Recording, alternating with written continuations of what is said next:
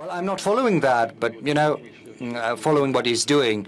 But he's an artist and a talented one to boot, so there's nothing surprising about that. They're saying that this obelisk looks completely different from what it used to. But be that as it may, this obelisk is 1 kilometer or so from the city. Well, why stay at the threshold? Do come in. If Kupyansk is under their control, why not go in the city itself? Volodymyr Zelensky, I wish you good health. Today we are in the Kupyansk direction. Our brave warriors here are achieving significant results for the sake of Ukraine. The Russians spoke a great deal about Kupyansk. We can see. I have just greeted our guys. I thank every single unit, everyone who is fighting bravely here, everyone who is destroying the occupier. Today it is extremely crucial to achieve tangible results on the front lines so that Ukraine can also achieve strong results in diplomacy. This is precisely how it all works. All of our strong positions right here within the country and strong positions in the ongoing discussions about ending the war. My sincere thanks to every single warrior. I am incredibly proud of each and every one of you. And thank you to all of our brave ground forces. Today, this day is truly and entirely yours. Thank you so much, guys. Glory to Ukraine. Well, I'm not following that, but, following what he's doing. But he's an artist and a talented one to boot, so there's nothing surprising about that. They're saying that this obelisk looks completely different from what it used to. But be that as it may, this obelisk is 1 kilometer or so from the city. Well, why stay at the threshold? Do come in. If Kupyansk is under their control, why not go in the city itself?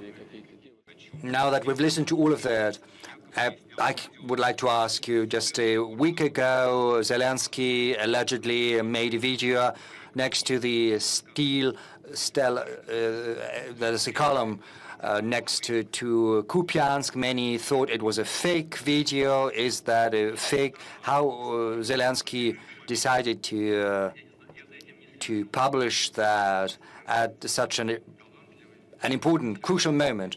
Well, I'm not following that, but, following what he's doing.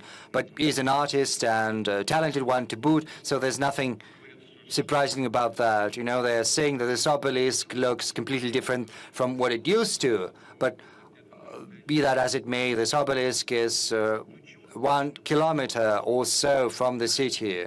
Well, why stay at the threshold? Do come in.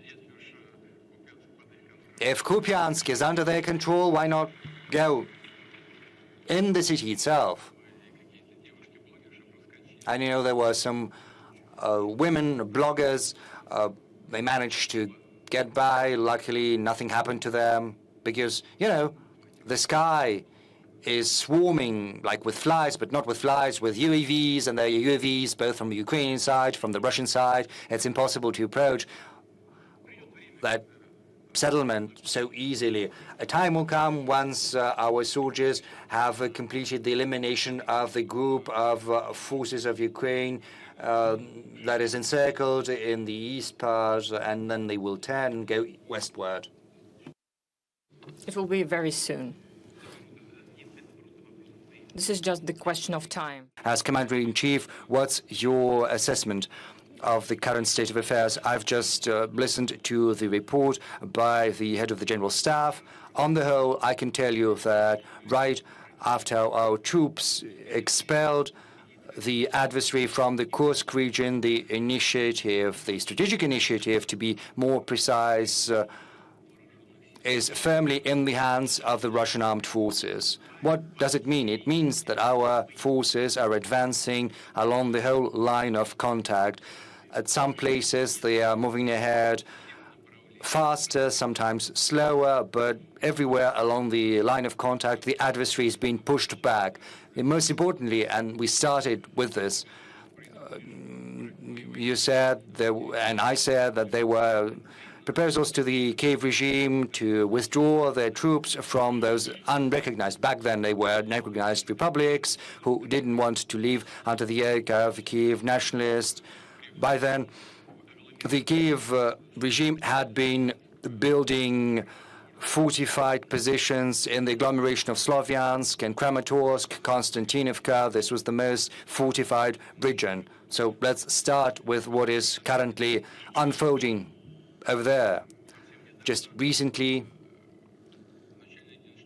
the head of the general staff, the head of the group of forces, as well as the local commanders, the head of the brigade that I received at my office, reported me on having taken Seversk, which is an important settlement, and from there it's possible to move closer to one of the most fortified regions, to part of this agglomeration, which is Slovyansk.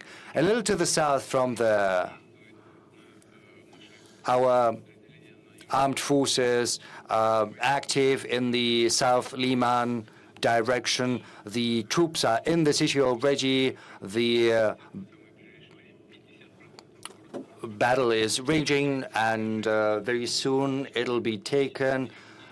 A huge percentages under our control, but the advancement is going to continue. I said that Konstantinovka is part of this agglomeration, and the battle is already there. More than 50% of Konstantinovka is under Russian control. I have no doubt whatsoever that this settlement is going to be taken as well. There was an important development, namely the taking of Krasnoarmeysk, because from Krasnoarmeysk,